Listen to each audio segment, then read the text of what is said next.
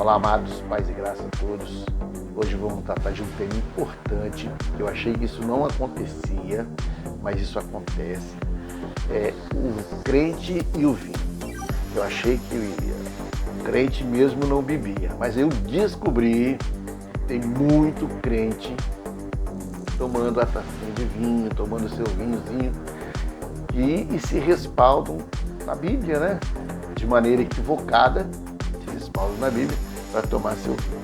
O que eu achei que não acontecia, acontece e acontece muito. Então por isso vamos tratar esse tema, vamos discutir, vamos analisar, vamos entender, né, o que Deus quer de nós mesmos. Então, antes disso eu vou pedir seu like, vou pedir sua inscrição. Por favor, se inscreva no meu canal, me ajuda aí, estou te pedindo a sua ajuda. Você que não é inscrito, você que não deixa o seu like, deixe o seu joinha, coloca o seu joinha ali, ó. Viu o vídeo, tá vendo o vídeo, coloca o joinha logo. E se inscreva no canal, dá uma força aí pra mim, tô te pedindo. Você de Pedro Canário, principalmente, nós somos tudo aqui mesmo, Pedro Canário.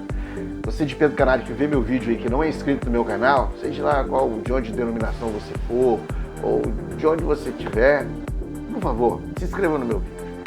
Fechou? Agora vocês estão vendo na tela aí, eu já deixei um versículo em hebraico, tá lá em Gênesis, logo depois que acaba o dilúvio, no qual Noé relata que Noé fez uma plantação de vinha, né? Fez uma vinha, plantou uvas. Então eu deixei destacado no hebraico para a gente ver somente uma palavra. Coloquei tudo, mas somente uma palavra. Vayeshet. Essa palavra que está embaixo ali, bem embaixo, né? Só para a gente entender. Essa palavra significa que ele se embebedou, né? Dentro de um processo. Ele foi tomando vinho, plantou a vinha, foi tomando e se embriagou, né? Dentro de um processo do vinho. Por que eu estou dizendo isso? Porque tudo é um processo, né? Tudo é um processo. Tudo se começa com pouco, se termina com muito. Mas aí eu vou falar agora sobre os sacerdotes. Qual era a função dos sacerdotes lá no Velho Testamento? Nós tínhamos o sacerdote e o sumo sacerdote. Quem que era o sumo sacerdote? O sumo sacerdote era o posto mais elevado dentro da hierarquia dos sacerdotes, ou seja, ele era o chefe do sacerdote. Quem era o sacerdote? É basicamente o ministro que age como mediador entre o homem e Deus, né? Então o sacerdote fazia aquela intercessão do homem, do pecado do homem com Deus. E Arão e o sumo sacerdote era o chefe deles. Quem era o sumo sacerdote da época? Arão.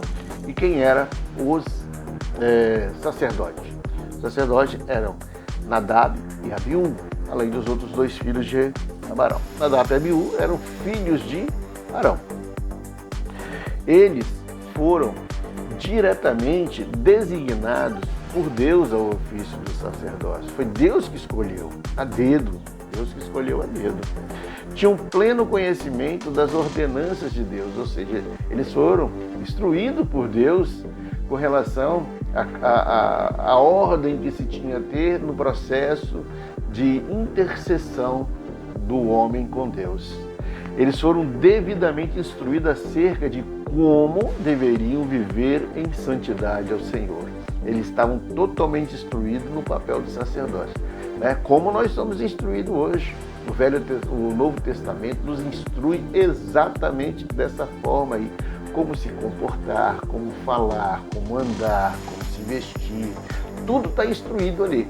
Não fica diferente lá de Nadab e Abiú nas ordenanças que Deus deixou com eles com relação à apresentação do pecado do homem a Deus lá no templo, tá? Então, eles estavam totalmente instruídos. Mas olha só o que aconteceu.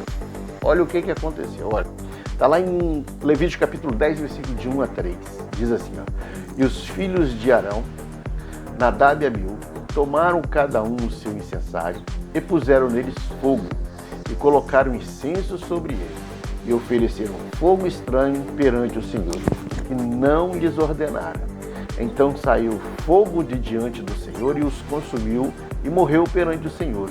E disse Moisés a Arão: Isto é o que o Senhor falou, dizendo: Serei santificado naqueles que se chegarem a mim, e serei glorificado diante de todo o povo, porém Arão calou-se.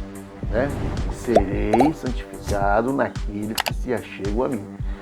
Olha que Deus fala em outras palavras: sede santo porque eu sou santo. Se você vier até a mim, vem com santidade. Né? Hoje nós temos Cristo, que Ele está entre nós e Deus, né? Fazendo barreira ali por causa dos nossos pecados. Então Cristo nos justifica, né?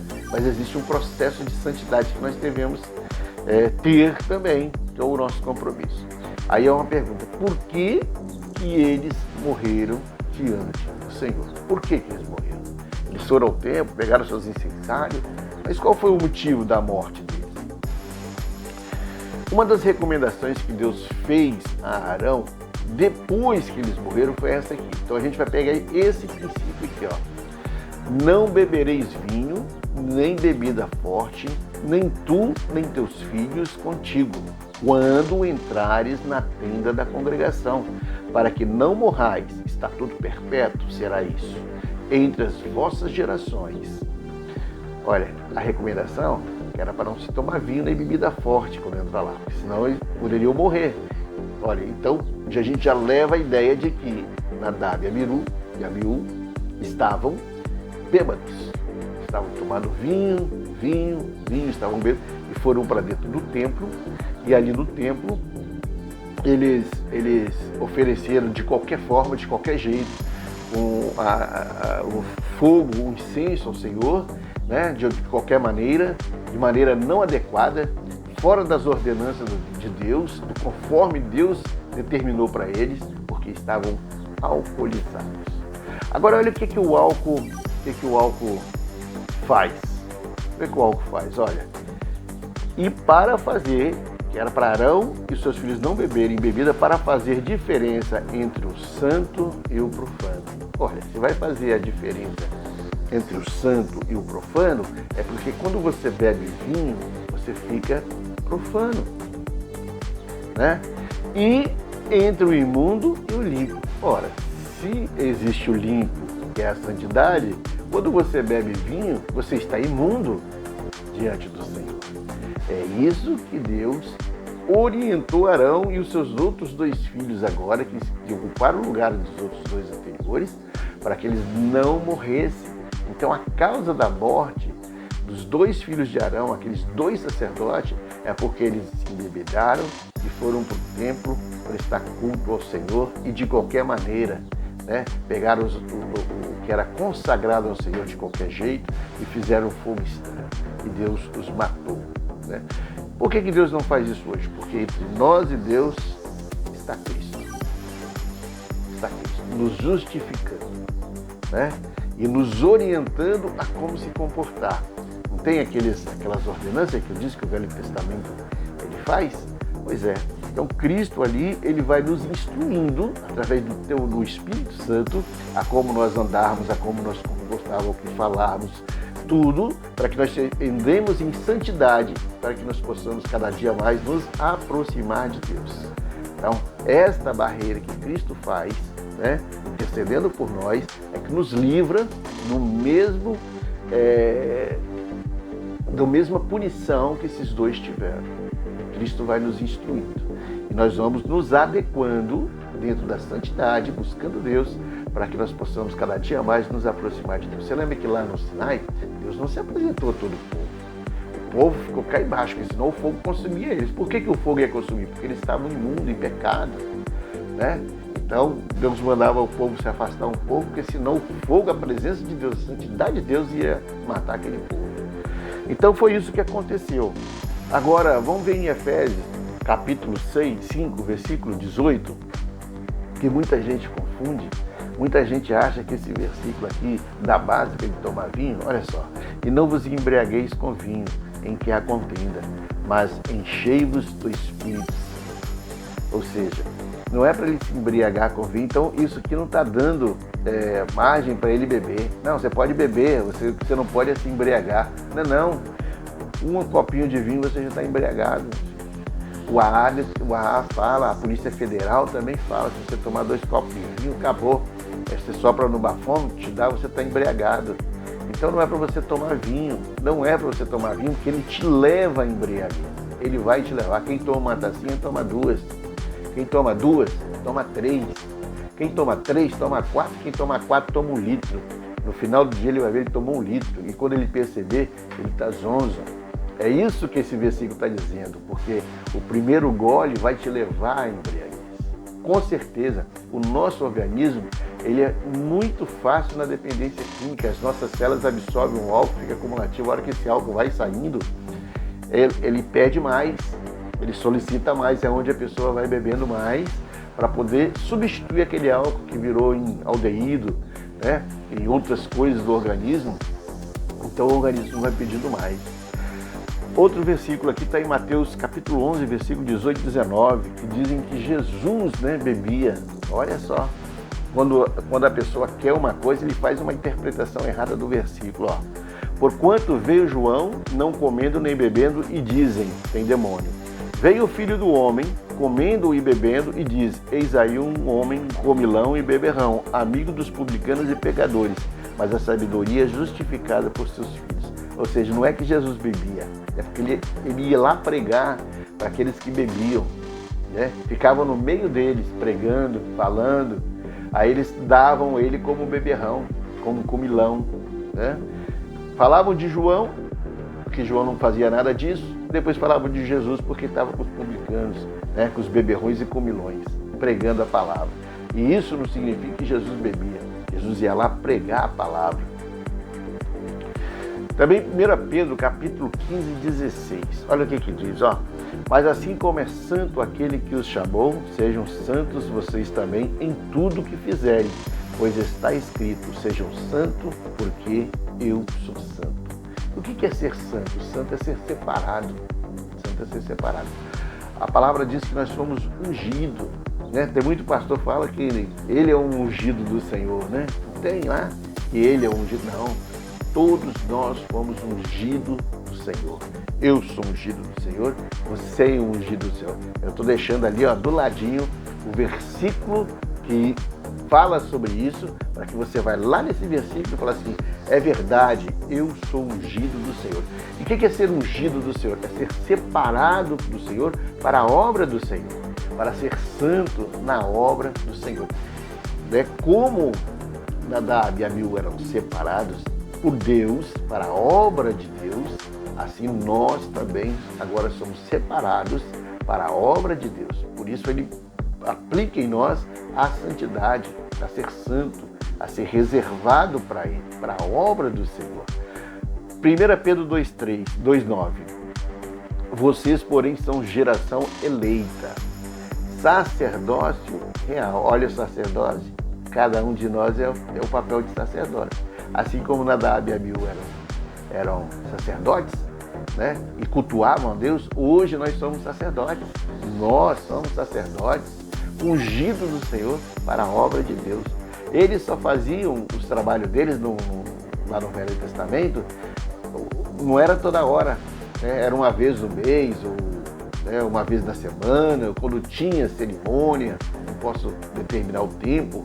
Mas hoje não, hoje nós estamos 24 horas fazendo o papel de sacerdócio. Você tem que ser exemplo para o mundo, né? Você tem que ser a luz do mundo, o sal da terra.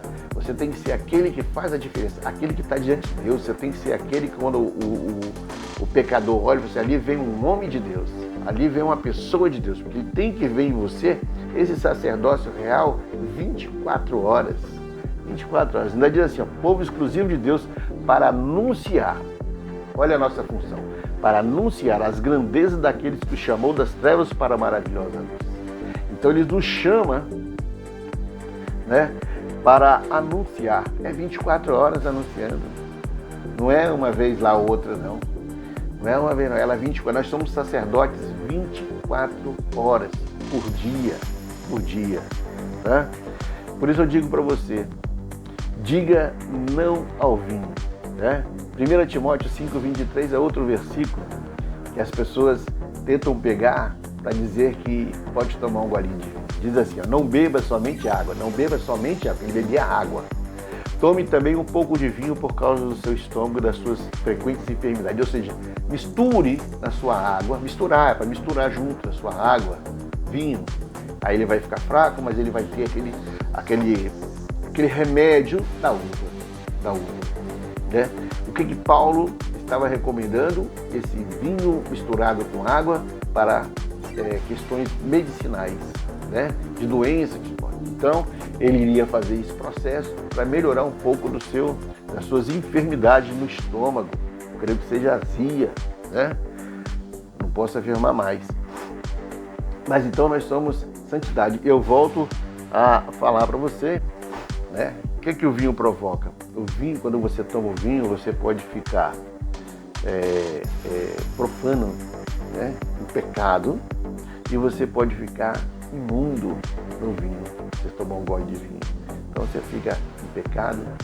Por isso nós vamos dizer não ao vinho. Não ao primeiro gole. Não tome, porque o primeiro puxa o segundo. Eu nunca vi ninguém tomar um gole só. Ou se ele toma um gole, né, toma uma tacinha, ele toma hoje, toma amanhã, toma depois da manhã ele toma 2, 3, depois toma 4. No final, ele está embriagado. O final disso é se embriagar. O pecado é assim. Você começa, não tem nada a ver, você vai fazendo. Quando você vai ver, você já está com um acúmulo de pecado tão grande, atolado numa situação de pecado tão grande que para sair de lá do atoleiro, você não sai sozinho. Alguém precisa te puxar, te arrancar lá de dentro para você sair. Porque você achou que não tinha nada a ver. E tem tudo a ver. Sede santo, porque eu sou santo. Assim diz o Senhor. Então, meu amado, se você tem o costume de tomar vinho, eu te dou uma recomendação. Pare agora, coloque os teus joelhos no chão, ore a Deus. Né? Nós devemos nos encher do Espírito Santo, não de vinho, porque o vinho leva à embriaguez. Amém? Que Deus possa te abençoar, que Deus possa nos abençoar e cada dia mais esclarecer sua palavra para nós, para que possamos sempre trilhar esse caminho de santidade até chegarmos lá na presença de Deus. O dia que chegarmos lá no tribunal, Cristo, é para receber as nossas recompensas e não sermos advertidos do que fizemos de errado, porque tudo que é errado, o Senhor tem nos ensinado aqui do que Ele não quer que nós façamos, mas Ele tem colocado na sua palavra aquilo que Ele quer que nós façamos. Então vamos fazer o que Deus quer, né? Amém? Deus te abençoe.